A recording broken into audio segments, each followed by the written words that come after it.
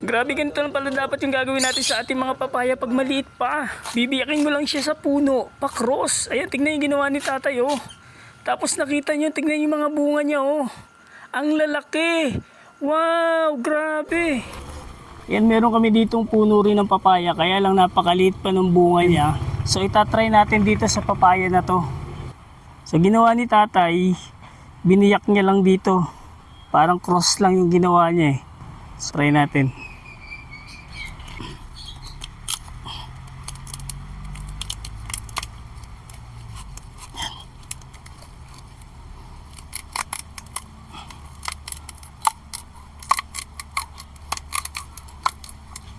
Yan.